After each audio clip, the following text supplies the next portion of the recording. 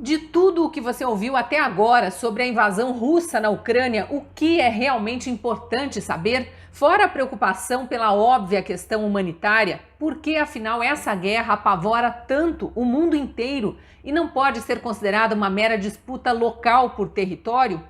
Eu sou a Cristina Grêmio, colunista da Gazeta do Povo, esclareço que não sou especialista em geopolítica, mas como jornalista tenho entrevistado muitos estudiosos de relações internacionais e a pedido de pessoas como você que me seguem nas redes sociais ou aqui mesmo na Gazeta do Povo, trago um compilado das informações que recebo para te ajudar a entender um pouco melhor esta guerra e os possíveis reflexos dela para o mundo.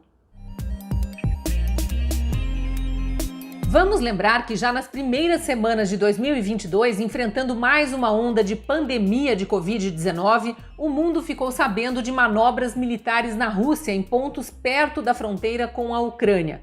Isso já era um sinal de que algo não andava bem entre esses dois países.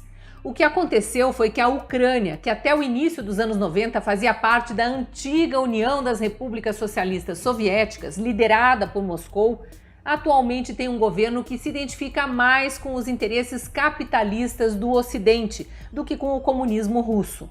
E a Ucrânia estava para entrar para a OTAN, a Organização do Tratado do Atlântico Norte, que é uma outra união de repúblicas surgida no fim da Segunda Guerra Mundial, mas não para se fundir num único país como era a União Soviética, e sim para unir forças militares justamente contra a Rússia e alguns países aliados dela no leste europeu.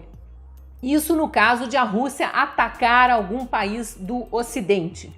Já fazem parte da OTAN, além dos Estados Unidos e Canadá, quase todos os países da Europa, inclusive algumas ex-repúblicas soviéticas. E a Ucrânia, que já foi parte da Rússia, estava tentando entrar para o grupo. Foi para fazer pressão contra essa adesão da Ucrânia ao Tratado do Atlântico Norte que a Rússia começou as manobras militares na fronteira. Tem também uma questão paralela, que é a construção de um gasoduto, uma tubulação para fornecimento de gás direto da Rússia para a Alemanha, sem passar pela Ucrânia, como acontecia antes. E, portanto, mudando as relações comerciais naquela região, aumentando o poder da Alemanha, que passaria a ser a principal porta de acesso do gás russo para a Europa. E gás na Europa é como ouro, porque garante o aquecimento das casas em lugares onde o inverno costuma ser muito rigoroso. Acontece que o presidente ucraniano não aceitou negociar nada sob pressão, nem a questão de perder as taxas que cobra da Rússia para servir de passagem para o gás que chega atualmente ao resto da Europa,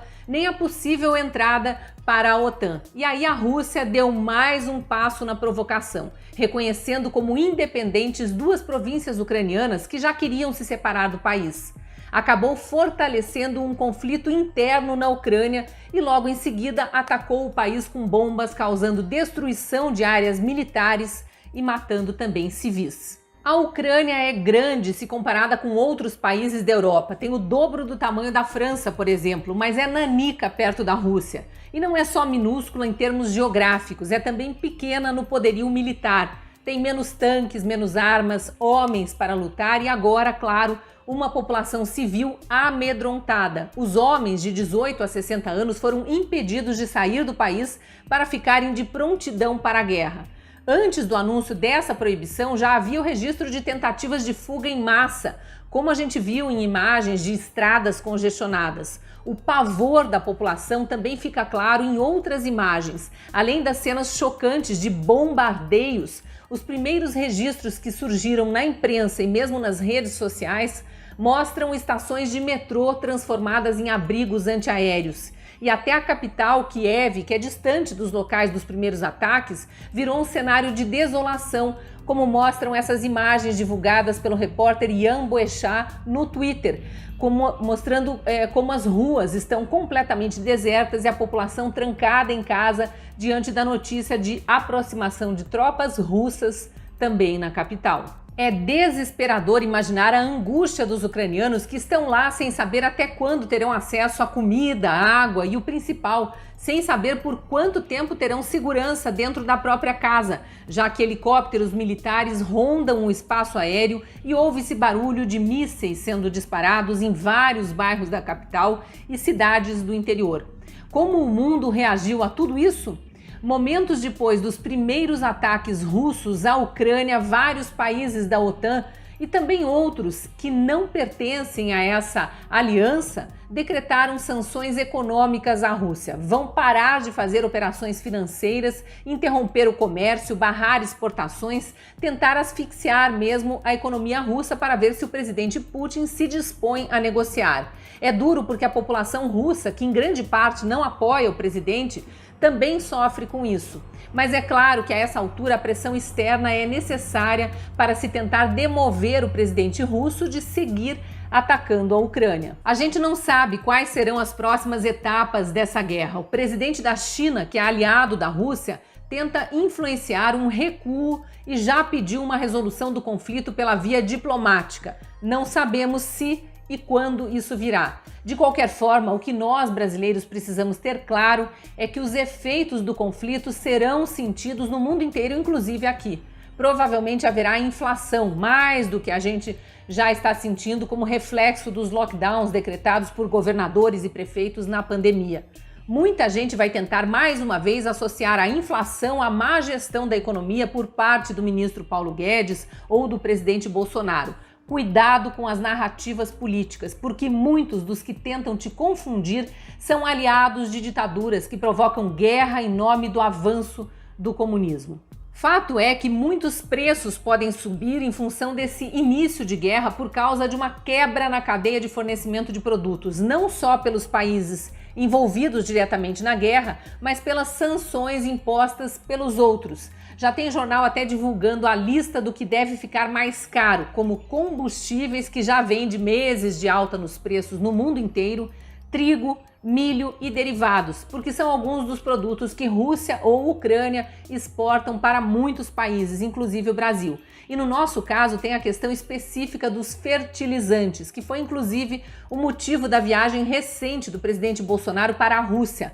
A oposição criticou tanto essa viagem, fez um barulho danado, como se o presidente Bolsonaro estivesse indo a Moscou para incentivar o presidente russo a começar uma guerra com a Ucrânia.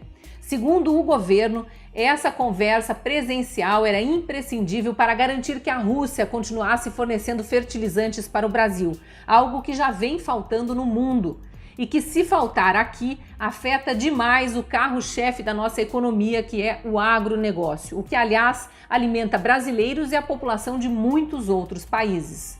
O presidente Bolsonaro voltou daquela viagem dizendo que obteve a garantia não só de fornecimento normal de fertilizantes usados nas lavouras brasileiras, mas do dobro, o que garantiria inclusive aumento na produção de alimentos no Brasil. Esse acordo pode não ser cumprido? Claro que pode. Geraria queda na produção nacional, desemprego, inflação de alimentos e fome aqui e no resto do mundo, já que o Brasil alimenta pelo menos 1 em cada 7 habitantes do planeta.